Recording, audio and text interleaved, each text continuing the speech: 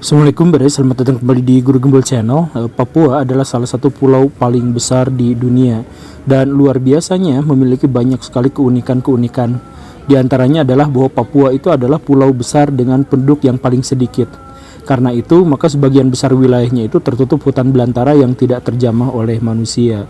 Wilayahnya bergunung-gunung dengan keanekaragaman hayati yang sangat-sangat melimpah. Tetapi walaupun keanekaragaman hayati di sana itu melimpah, sungguh keterlaluan kalau misalkan masih ada orang yang menyebut bahwa di sana ada dinosaurus. Tetapi walaupun dianggap keterlaluan, tentu saja orang yang mengatakan seperti itu bukan benar-benar tanpa dasar. Tetapi ada ratusan kesaksian dari penduduk lokal yang menyebut bahwa di sana itu ada hewan-hewan tertentu yang kalau kita identifikasi maka akan mengarahkan kita pada sebuah kesimpulan bahwa di Papua masih ada dinosaurus. Bagaimana ceritanya? Ya, simak videonya sampai tuntas. Yuk kita mulai.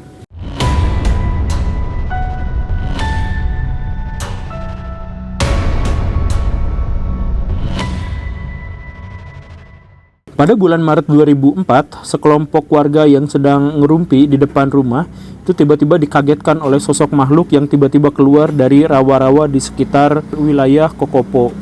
Makhluk apa yang dimaksud tidak diidentifikasi dengan jelas. Warga pada waktu itu juga baru mengetahui bahwa di sekitar rumahnya ada makhluk seukuran itu. Sekitar 3 meter tingginya dengan leher yang sangat panjang, kepala menyerupai kepala anjing dan ekornya seperti ekor buaya. Makhluk itu bergerak dengan sangat lambat tetapi sangat berbahaya dan agresif. Dilaporkan pada waktu itu ada 3 ekor anjing yang dimakan hidup-hidup tentu saja oleh makhluk yang dimaksud itu. Makhluk apa itu sebenarnya? Apakah itu dinosaurus? Sosok yang kemudian menjadi saksi di sini adalah Christine Chemay. Dia mengatakan bahwa ketika warga sedang ribut-ribut ngobrolin soal dinosaurus yang muncul di rawa-rawa itu, dia ikut mendengarnya dan kemudian didorong kepenasaranan, dia kemudian berusaha untuk mencari ke rawa-rawa yang ditunjukkan oleh warga. Christine bukan hanya melihat, Christine bahkan tersandung oleh makhluk itu. Jadi dia sedang nyari-nyari, kesandung sama makhluk sebesar itu. Dan makhluknya katanya luar biasa mengerikan. Wajahnya jelek dan kemudian badannya ia gambarkan sebesar toren yang ukurannya 1000 liter atau 900 liter. Ya, anggap saja bahwa cerita ini misalkan ya, cerita ini adalah cerita bohongan dan anggap saja bahwa warga di situ bikin komplotan gitu untuk menarik media massa dan sebagainya. Tetapi mereka berhasil kalau memang mereka berkomplot karena pada waktu itu polisi-polisi, tentara langsung berdatangan dengan senjata lengkap untuk mencari keberadaan dinosaurus yang dimaksud itu. Tidak ketemu, tidak ada jejaknya, tidak ada apanya. Tetapi benar salahnya ini, kalaupun cerita ini benar misalkan ataupun salah, maka cerita ini melengkapi laporan yang terjadi tahun 1999. Apa itu? Di Danau Murai di Papua Nugini itu ada beberapa orang yang sedang memancing. Ketika mereka sedang santuy-santuy memancing, kemudian mereka melihat penampakan yang sangat luar biasa. Makhluk besar berleher panjang dengan beberapa gerigi yang ada di punggungnya.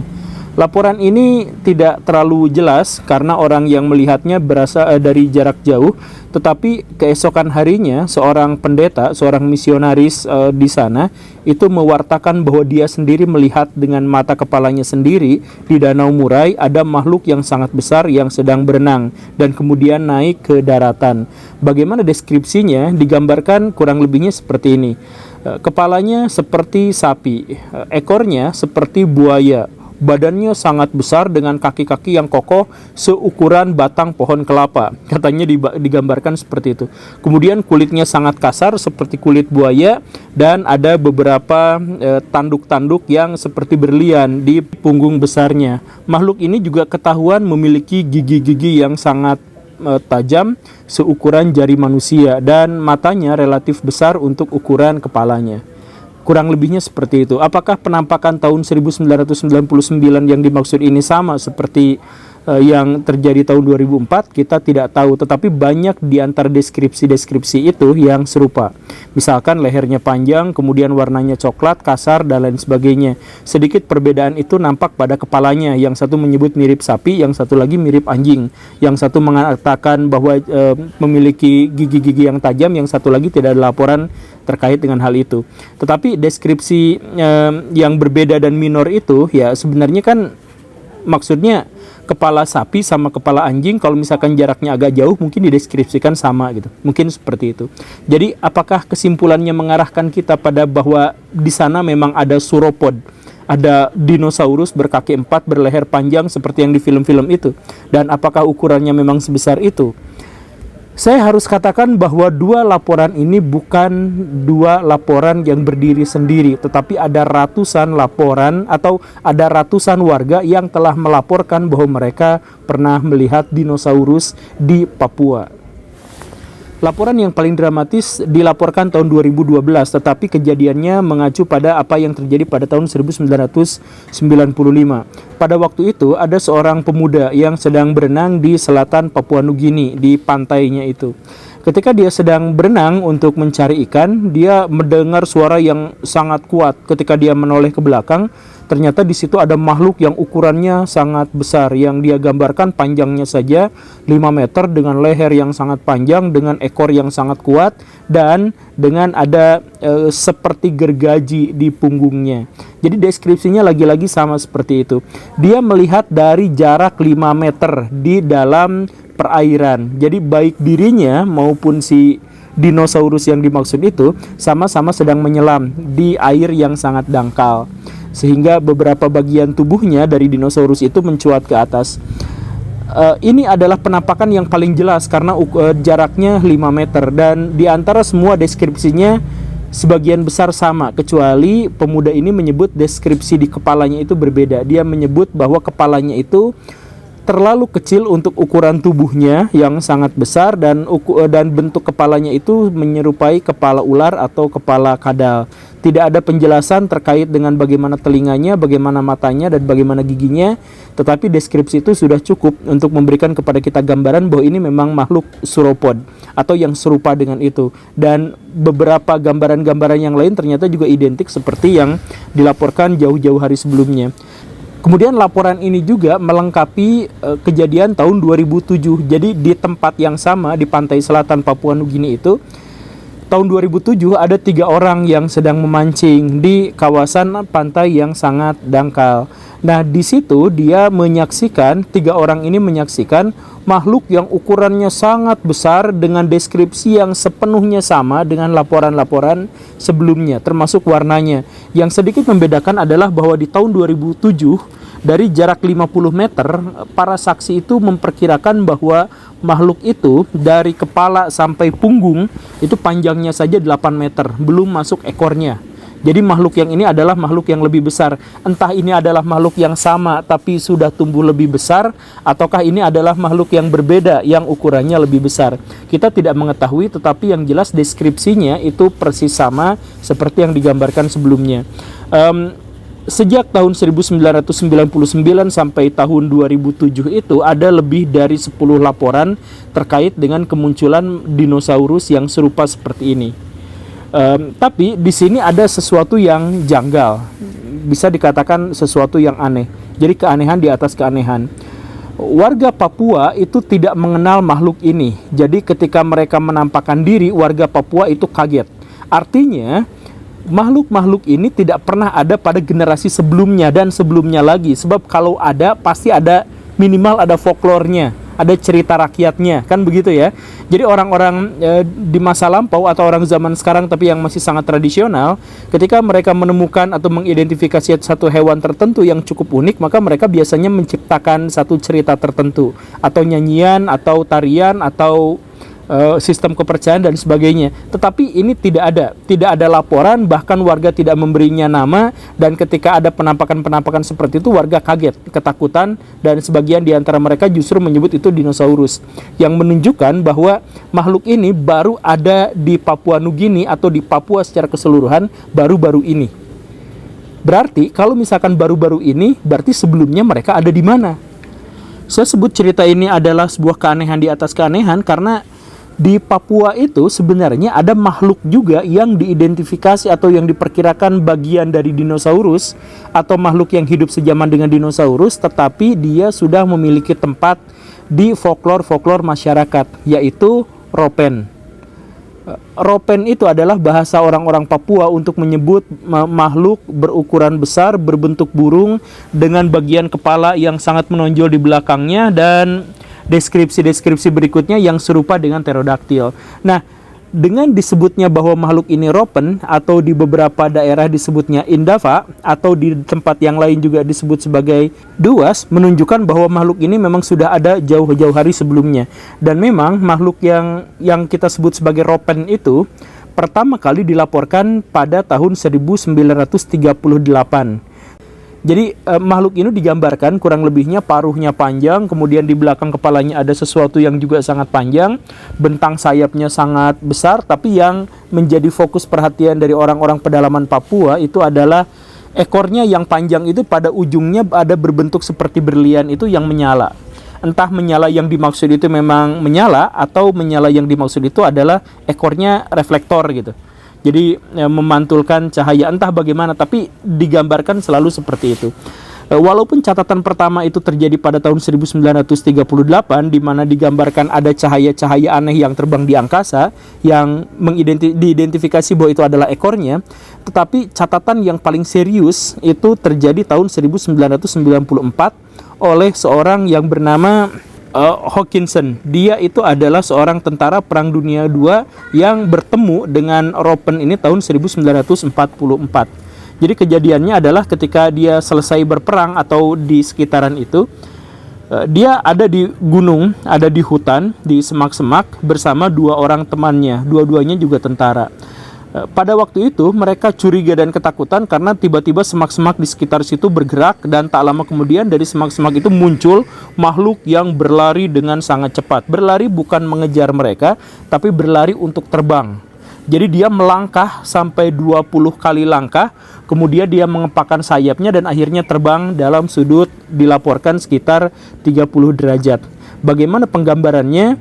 Ukurannya sangat besar. Jadi bentang sayapnya diperkirakan 10 meter. Bentang sayap dari ujung ke ujung. Sedangkan dari kepala sampai ekornya itu diperkirakan sekitar 5 atau 6 meter. Pada bagian kepalanya itu moncong, kemudian lehernya panjang, badannya pendek, tetapi ekornya juga panjang. Nah, ekor ini di ujungnya memang ada serabut-serabut yang kalau misalkan di malam hari itu nampak terang. Katanya seperti itu. Atas laporan yang dimaksud itu, kriptozoologi bernama Jonathan Wichom itu kemudian datang ke Papua dan berusaha untuk memverifikasi apa yang sesungguhnya dilihat oleh serdadu Perang Dunia Kedua yang tadi itu. Apa yang dia temukan selama bertahun-tahun? Dia tidak banyak menemukan jejak, tetapi dia menemukan banyak sekali orang yang bersaksi bahwa dia pernah melihat Ropen atau melihat sesuatu yang menjadi jejak bagi Ropen. Karena tidak menemukan bukti yang cukup, tetapi hanya merupakan laporan-laporan dari orang-orang setempat, maka Wichom kemudian mengambil sebuah kesimpulan atau beberapa kesimpulan. Di antaranya yang pertama adalah bahwa makhluk Ropen yang dimaksud itu adalah makhluk satu-satunya. Tidak ada hewan lain yang serupa di Papua selain dia itu. Jadi dia satu-satunya. Tidak ada koloni, tidak ada apapun, tapi ukurannya memang sangat besar, dan ukuran yang sangat besar itu diwartakan oleh ratusan saksi yang latar belakangnya, tempat tinggalnya, semuanya berbeda, tetapi pelaporannya, deskripsinya sama, yang menunjukkan bahwa mereka memang melihat makhluk yang sama. Makhluk itu selain tinggalnya sendirian dan hanya tinggal satu-satunya rupanya, juga diketahui sebagai makhluk nokturnal. Jadi yang paling sering terlihat itu adalah bahwa awal malam dia berangkat dari pegunungan menuju pantai atau lautan, dan setelah dini hari biasanya dia pulang masuk ke pegunungan dan mungkin untuk tidur. Begitu. Laporan yang paling akhir itu terjadi tahun 2006 ketika beberapa warga dan seorang atau beberapa misionaris itu melihat ada Ropen yang terbang di pegunungan yang seperti itu, dan beberapa di antara mereka berhasil untuk mengvideokannya. Jadi ada videonya, ada gambarnya. Setelah itu banyak orang yang berusaha untuk mencari makhluk yang dimaksud itu atau melihat langsung, tetapi makhluk itu tidak pernah terlihat lagi. Yang diasumsikan bahwa sejak tahun 2006 makhluk yang tinggal satu-satunya itu sudah tewas. Tetapi kita bisa dengan mudah mengidentifikasi bahwa ropen yang dimaksud itu adalah salah satu hewan purba yang kita kenal sebagai pterodaktil, dengan deskripsi-deskripsi yang sepenuhnya sama dengan yang pernah kita bayangkan tentang makhluk itu. Oke, sekarang ceritanya berhenti dulu. Cerita ini sebenarnya adalah ringkasan dari begitu banyak kisah-kisah dan kompilasi dari kesaksian-kesaksian dari puluhan bahkan ratusan orang yang diketahui pernah melihat dinosaurus itu. Kalau misalkan Baraya sekarang mulai kagum, mulai membayangkan, berimajinasi bahwa bisa saja memang di luar sana itu ada daerah-daerah tertentu yang sedemikian terisolir sehingga masih ada dinosaurusnya, atau ada makhluk purbanya, atau hal-hal yang semacam itu. Baraya mulai berpikir seperti itu. Pikiran seperti itu bukan pikiran yang berlebihan, karena kita mengetahui bahwa memang ada makhluk-makhluk yang diperkirakan sudah punah, ternyata sampai sekarang masih ada. Ikan kulakan misalkan, ketika ditemukan di Manado dan di Afrika Selatan, itu menggemparkan dunia, karena itu sampai sejauh yang diketahui manusia pada waktu itu dianggap hanya fosil belaka, hanya makhluk yang hidupnya ratusan juta tahun yang lalu. Tetapi masih ada sampai sekarang dalam kondisi hidup, menunjukkan bahwa bisa saja makhluk-makhluk karena alasan tertentu masih bisa bertahan hidup dari perubahan zaman. Kan bisa saja seperti itu. Dan kalau misalkan kita mengambil asumsinya ke sana, maka kita juga bisa berpikir, atau boleh saja berpikir, bahwa jangan-jangan dinosaurus masih ada di Papua. Tetapi saya di sini harus memberikan sedikit kekecewaan kepada Baraya. Saya tidak katakan bahwa cerita ini hoaks, tetapi cerita ini ditolak oleh kalangan akademis dan kalangan ilmiah di negara-negara barat. Apa yang menjadi alasan utamanya adalah karena walaupun kesaksian ini nyata, tetapi kesaksian ini dikumpulkan oleh para misionaris, para agamawan. Jadi orang-orang Eropa dan orang-orang Amerika itu kalau misalkan terkait dengan akademisi, mereka akan sangat-sangat ilfil kalau sumbernya itu berasal dari agamawan. Kecuali kalau agamawan yang dimaksud itu adalah agamawan sekaligus ilmuwan gitu. Tetapi kalau misalkan sekedar agamawan, jiwa sekuler mereka itu benar-benar menolak gitu. Dan banyak di antara misionaris-misionaris itu yang di blacklist. Pokoknya kalau misalkan dia mengatakan sesuatu, maka dia tidak terpercaya. Begitu. Dan dalam konteks ini, anggapan para ilmuwan yang meremehkan cerita-cerita dari misionaris itu lebih bisa memiliki alasan. Karena apa? Karena bahkan si orang-orang yang melaporkan itu pun kemudian menjelaskan ini adalah bukti-bukti yang memperkuat ajaran Alkitab, yang memperkuat keterangan di dalam Alkitab, bahwa alam semesta ini tidak terbuat sejak jutaan tahun yang lalu, tapi baru 6.000 tahun yang lalu sesuai penjabaran teks Alkitab. Jadi akhir dari laporan itu ceritanya seperti itu. Nah, kalau sudah ada laporan yang seperti ini dan endingnya adalah seperti ini, ya wajar juga kan kalau para ilmuwan kemudian tidak percaya atau meremehkan laporan-laporan seperti ini. Saya tidak katakan sekali lagi ya bahwa laporan ini adalah laporan yang hoaks, tetapi saya katakan untuk seluruh kalangan akademisi barat, mereka akan mengabaikan cerita-cerita yang seperti ini.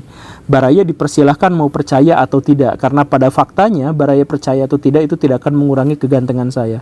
Terima kasih karena sudah menyimak. Saya Guru Gembul. Assalamualaikum warahmatullahi wabarakatuh.